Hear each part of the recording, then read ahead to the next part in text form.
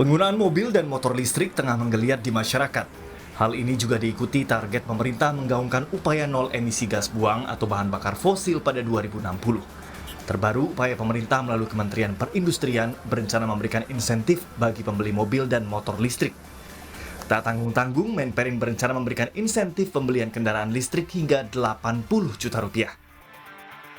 Rencana Menperin memberikan 80 juta rupiah untuk pembelian mobil listrik, lalu 8 juta rupiah untuk motor listrik, lalu hybrid 40 juta rupiah, serta konversi motor listrik 5 juta rupiah.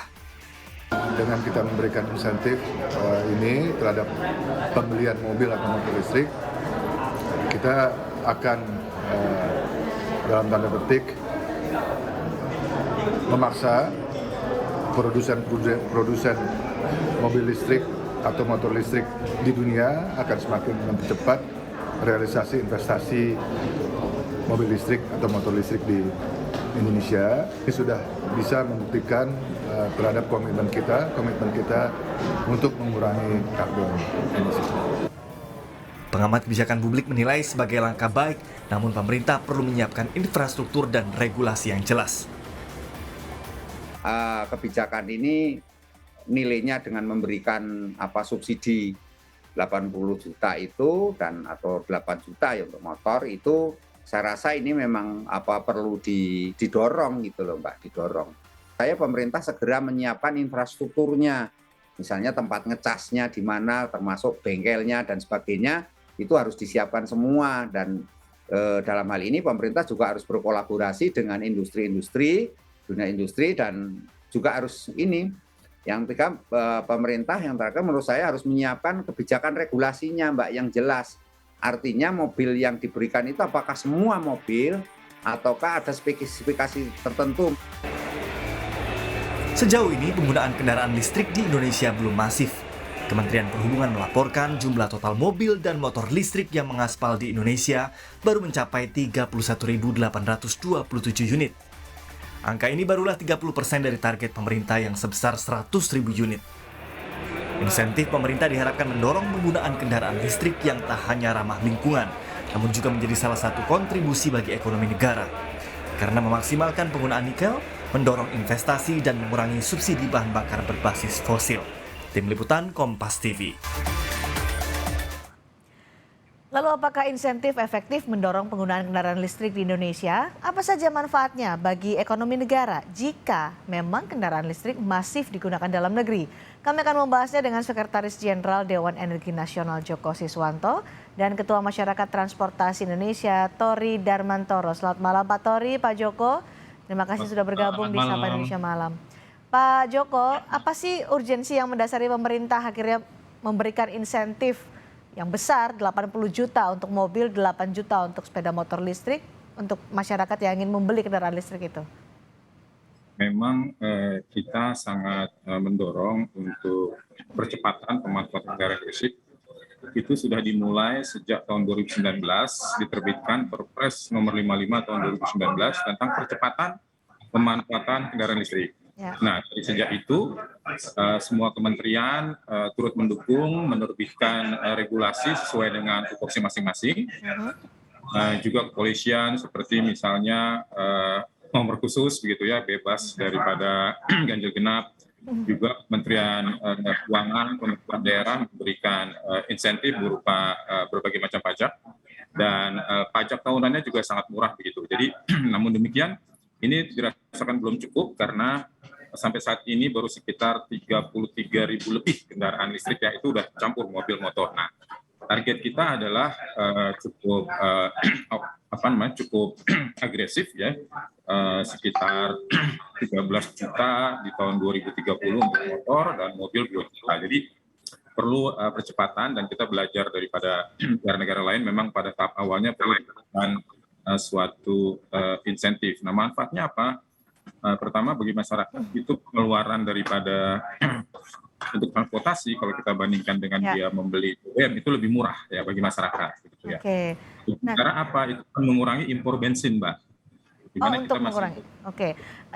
Selain mengurangi impor bensin, kemudian mengurangi emisi gas buang. Alasan dibalik urgensi mendorong percepatan penggunaan mobil listrik di masyarakat, apakah salah satunya menciptakan iklim investasi yang lebih baik di Indonesia? Betul, kita baru saja melaksanakan presidensial G20 ya sebagai tuan rumah, di mana kita diberikan adanya jaminan pembiayaan internasional sebesar 20 billion. Nah ini harus kita manfaatkan untuk kita tadi yang Mbak sampaikan untuk menuju net zero emisi di tahun 2060 atau lebih cepat. Jadi Bapak Presiden juga telah memerintahkan masing-masing kementerian segera membentuk tim untuk menindaklanjuti. Dan ini sudah ditindaklanjuti, sedang diproses, masing-masing kementerian lembaga itu mengirimkan orangnya untuk melakukan tindak lanjut. Jadi ini sangat penting sekali, sangat urgensi sekali, Mbak. Baik, saya ingin ke Pak Tori. Pak Tori, betul demikian urgent sekali sehingga harus ada insentif yang digelontorkan pemerintah untuk mereka atau masyarakat yang ingin membeli mobil atau kendaraan listrik. Kalau dilihat dari yang disampaikan oleh Pak Menteri Perindustrian, bahwa niatnya adalah untuk mempercepat realisasi investasi, ya tentu saja menjadi urgent karena itu subsidi ini menjadi insentif ya bagi mereka melakukan investasi dan kemudian memperbesar marketnya. Cuma kalau dari MTI, tadi yang disampaikan sama Kompas itu ketinggalan satu, Mbak. Subsidinya untuk bis listriknya mana? Belum ada. Nah, Transjakarta saja sudah berencana membutuhkan 10.000 bis untuk armadanya. Dan kemudian Kementerian Perhubungan sekarang sedang menyiapkan program pembangunan BRT di 5 metropolitan area. Yang itu sekitar antara 5 sampai 8.000 bis. Nah, kalau memang kita kepingin bis listrik, listrik ini bisnya jangan sampai ketinggalan. Oke, jadi kendaraan umum atau transportasi umum dulu, baru kemudian kendaraan pribadi, begitu Pak Tori ya? Iya, tetap segitu. Kalau misalnya kita concernnya adalah BBM misalnya. Ya. Kalau kemudian kendaraannya bagus, angkutannya semakin bagus, masyarakat bisa meninggalkan kendaraan pribadi, maka concern terhadap subsidi BBM bisa terkurangi juga. Nah itu yang kemudian kita dorong dari MTI, pemerintah untuk melakukan itu juga. Jadi jangan sampai ketinggalan antara yang agendanya Kementerian Perindustrian dan kemudian transportasinya. Itu kan dari sisi transportasi mengurangi ketergantungan terhadap bahan bakar fosil atau bahan bakar minyak ya. Tapi bagaimana dengan tadi alasan yang disampaikan oleh Pak Joko bahwa ini juga mendorong iklim investasi di Indonesia? Ya, kalau mau mendorong iklim investasi, selain jumlah subsidinya, juga tolong disampaikan juga roadmap berapa jumlah unit yang akan disubsidi dan bagaimana untuk mengaksesnya. Itu juga kejelasan itu juga sangat penting. Baik. Karena kalau misalnya Mbak Indi mau bikin bisnis plan, kan ingin tahu juga kan bisa jualannya berapa dalam tahun kapan begitu. Oke, 80 juta untuk mobil, 8 juta untuk pembelian motor listrik. Jadi targetnya Pak Joko seberapa banyak ya akan ada nilai subsidi itu atau insentif itu diberikan kepada masyarakat karena jumlahnya pun besar. Ya memang ini perlu penjabaran lebih lanjut. Tadi seperti Pak Tori, berapa dana yang tersedia misalnya untuk angkutan umum di kota, begitu ya, untuk sepeda motor, konversi tadi juga ada 5 juta, begitu ya. Nah memang ini perlu penjabaran lebih lanjut, pembagian lebih lanjut, terutama apabila memang dananya sangat terbatas. Begitu. Memang ini baru suatu konsep ide yang perlu kita dukung secara bersama-sama. Nah tentunya mungkin nanti akan berkoordinasi. Biasanya adalah Kementerian Keuangan yang menyangkut. Jumlahnya berapa Pak Joko? Mungkin bisa ditaksir. Nah sebetulnya kita tidak hanya mengandalkan dari APBN misalnya, seperti saya sampaikan tadi bahwa hasil daripada presidensial G20 di Bali, lembaga internasional komitmen untuk membantu kita sebesar 20 billion US dollar ya. Nah ini suatu gambaran angka yang secara global bisa digunakan dari sumber itu. Jadi dari dalam negeri kita, tapi tidak semuanya untuk subsidi kendaraan. Pak Tori, dengan anggaran sebesar itu, ketika ada pendapat yang menyatakan bahwa ini kebijakan ini kesannya kok memihak orang kaya, menghamburkan uang negara. Anda setuju dengan pendapat itu? Nah, gini Mbak, sebetulnya ada trade off ya selain subsidi. Jadi kalau kendaraan listriknya mau disubsidi, kendaraan BBM-nya bisa dikasihkan pajak karbon.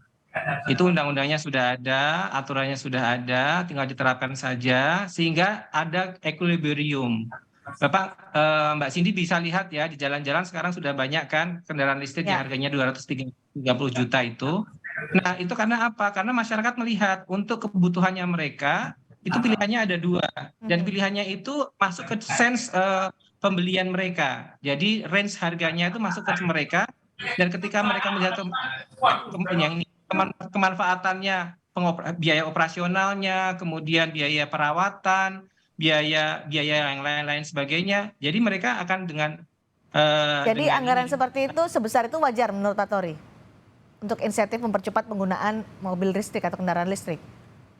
Tadi makanya saya tanya totalnya berapa? Apakah 20 billion-nya mau semuanya untuk itu begitu? Oke. Nah, karena gini, cukup atau tidak cukup adalah yang perlu dihitung adalah berapa besar yang bisa mendorong industri-industri otomotif nasional yang ada sekarang yang didominasi oleh BBM itu mau untuk bergerak. Karena kan mereka juga harus dikasih insentif kan, Mbak. Ya. Itu. Nah, nilainya itu berapa? Itu kemudian diomongin bareng-bareng. Makanya perlu roadmap tadi. Saya Oke. setuju dengan Pak Joko. Jadi perlu roadmap, apalagi yang harus disiapkan terakhir untuk Pak Tori? Infrastruktur, saya setuju sama yang pengamat tadi. Infrastruktur memang. Biar Mbak Cindy nggak cemas kalau naik kendaraan listrik. Di tengah jalan kehabisan baterai begitu ya. Iya, belum ada power bank-nya kan. Pak Joko terakhir, ini jadi realisasinya mulai kapan dan targetnya sampai kapan? Rencananya kan tahun 2023. Sebetulnya Dewan Energi Nasional itu pernah membuat surat kepada Bapak Presiden. Prioritasnya adalah sepeda motor, Mbak. Kenapa sepeda motor? Karena 60% bensin itu digunakan untuk sepeda motor ya. Oke. Nah, 60% bahwa sepeda motor sudah menggunakan kendaraan listrik semua, maka impor bensin itu sudah tidak ada, karena sekarang ini 50% kebutuhan kita adalah dari impor. Nah, target adalah impornya 0 begitu. Nah, jadi kata Pak Tori mengatakan kita tidak ingin mematikan produsen motor di dalam negeri. Jadi kita di dalam surat itu kita sampaikan bahwa 2 tahun sejak surat itu kita edarkan, produsen sepeda motor BBM harus sudah segera memproduksi motor listrik juga. Nah, alhamdulillah sekarang Honda, Yamaha kan sudah mulai memproduksi ya. Gitu, Mbak. Baik, masih akan terus bergulir. Terima kasih Pak Joko, terima kasih Ada juga. pembelajaran, Mbak, Singkat saja Pak Tori. sebetulnya dari Oke. Singkat saja.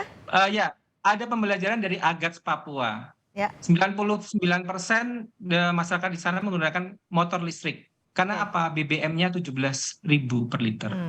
Baik. Artinya ada komponen lain yang bisa kemudian dimainkan oleh pemerintah untuk mendorong penggunaan motor listrik. Baik, ini Itu, masih Mbak. terus Jadi, dikaji dan terus bergulir. Terima kasih Pak Tori, terima kasih juga Pak Joko telah berbagi informasi dan pandangan di Sapa Indonesia malam hari ini.